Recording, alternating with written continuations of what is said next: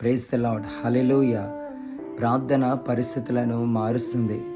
ఈ సమయంలో మీ కొరకు ప్రార్థించమంటారా? ఈ ప్రార్థనలో ఏకీభవించండి. పరిశుద్ధుడా, మహోన్నతుడా, ఆశ్చర్యకరుడా, ఆలోచనకర్త, సమాధానకర్త, నిత్యుడవగు తండ్రి, నిన్న నేడు నిరంతరము ఏకరీతిగా ఉన్న మా ప్రభువా, నీ పరిశుద్ధ పాదములకు వందనాలు, స్తుతులు, స్తోత్రాలు చెల్లించుకుంటున్నాం దేవా. ఎన్ని మార్లు నీ పాదాల ఎదుకు వచ్చినా నీవు త్రోసివేసే దేవుడవు కాదు నైనా. నీవు మంచి దేవుడవు, జాలిగల దేవుడవు, కనికరము గల దేవుడవు నైనా. ఈ సమయంలో ఎందరైతే ప్రార్థనలో ఏకీభవిస్తున్నారో ప్రతి ఒక్కరి జీవితాల్లో అయ్యా గొప్ప కార్యాలు, ఆశ్చర్య కార్యాలు, మహిమగల కార్యాలు జరిగించమని వేడుకొనిచున్నాను. ఎంతోమంది యవ్వన బిడ్డలు అయ్యా ఎన్నో ఎగ్జామ్స్ రాశారు. ప్రతి ఎగ్జామ్స్లో జయము దయచండి అయ్యా.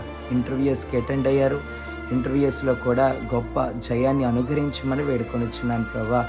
అయ్యా వారు చేస్తున్న వ్యాపారాల్లో నీవు తోడుగా ఉండండి, ఉద్యోగాల్లో మీరు తోడుగా ఉండండి, కుటుంబ జీవితాల్లో మీరు తోడుగా ఉండండి యేసయ్యా. ఈ సమయంలో ఎవరైతే అనారోగ్యంతో ఉన్నారో వారి కొరకు ప్రార్థిస్తున్నాం దేవా.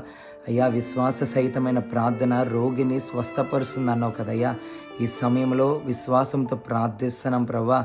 నీ బిడ్డలను నీవే తాకి స్వస్థపరిచి బలపరిచి నీ సాక్షిగా నిలవబెట్టుకోమని వేడుకొనిచున్నాను.